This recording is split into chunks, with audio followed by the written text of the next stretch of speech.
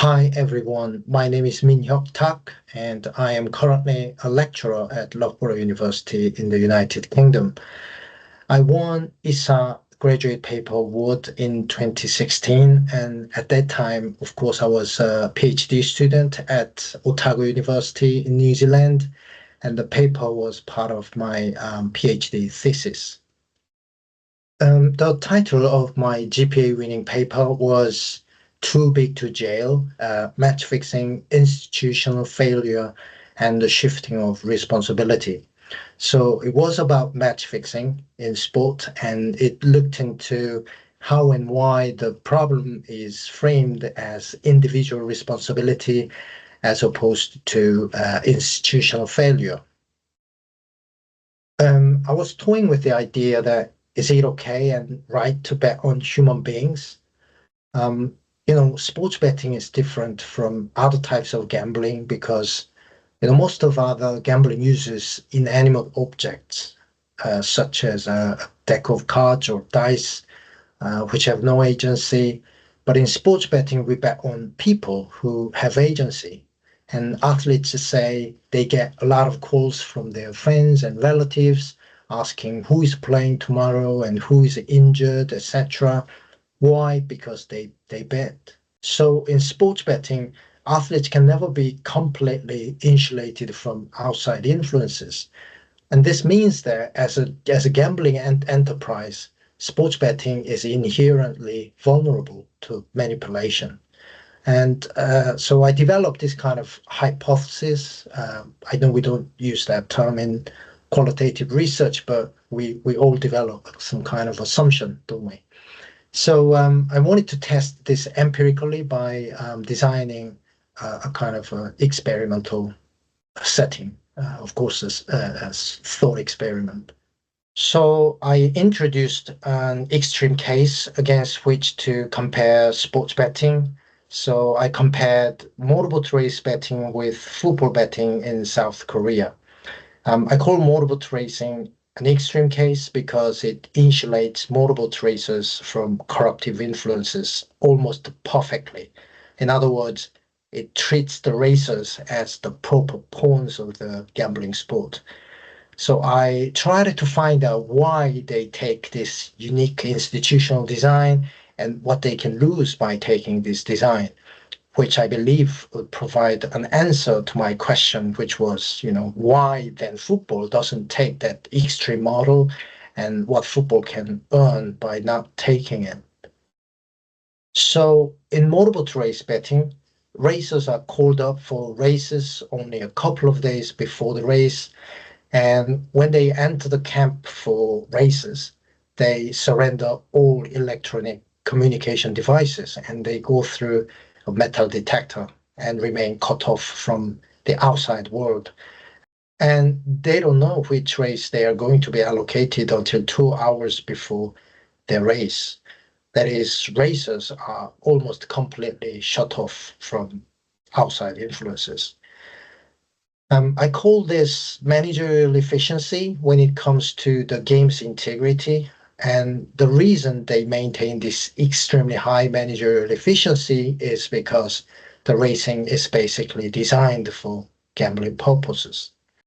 Because it is only for gambling, it should be completely transparent. But instead, what they lose at the expense of the excellent managerial efficiency is what I call ethical legitimacy.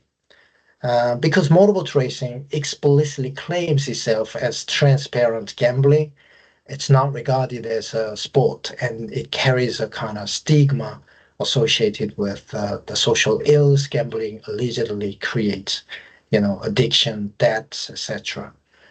And the racing venue is not a place to which you want to bring your children, right?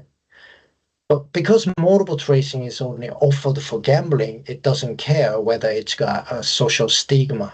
The only thing they care about is whether they can exclude any kind of external influences, the game's integrity.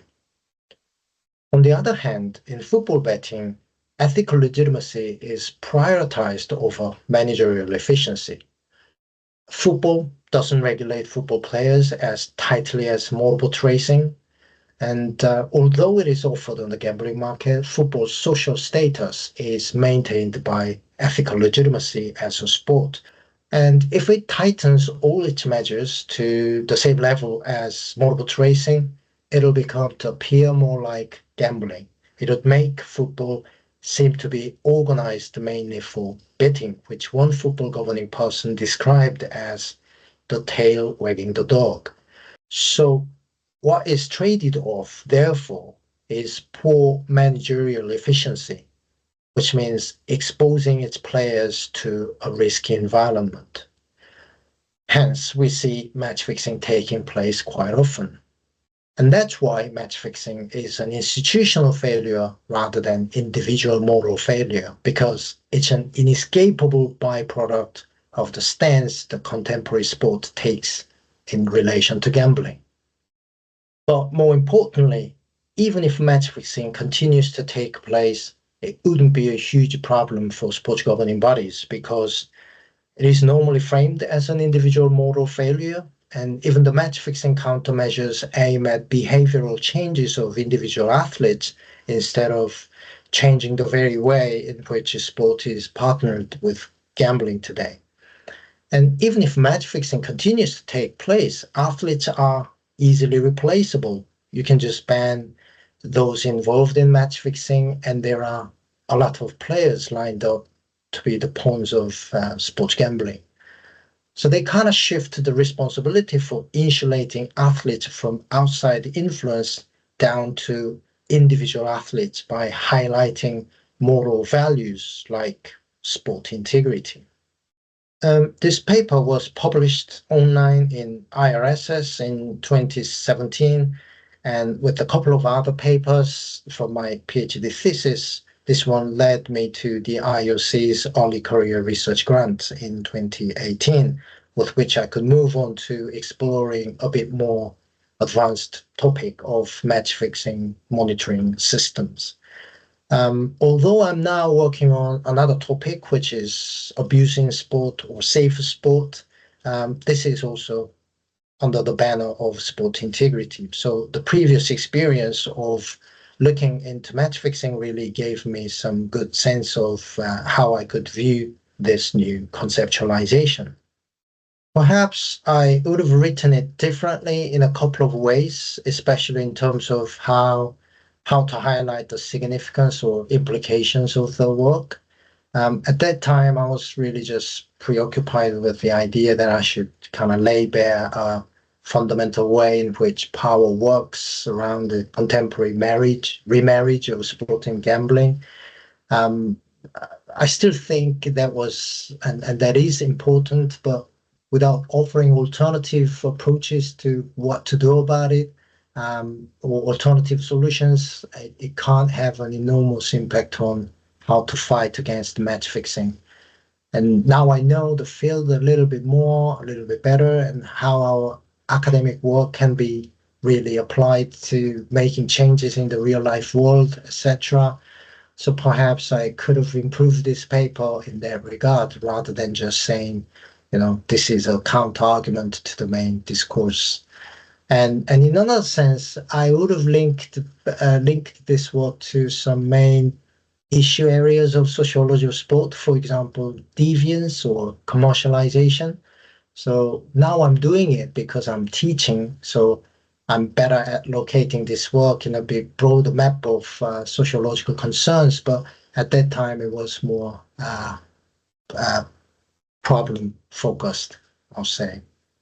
But if you are interested in why a social issue in sport tends to be framed as an individual responsibility rather than institutional failure and how a blame game works in the sport related issues, I think there must be something which you can take away from this paper. Thank you for listening.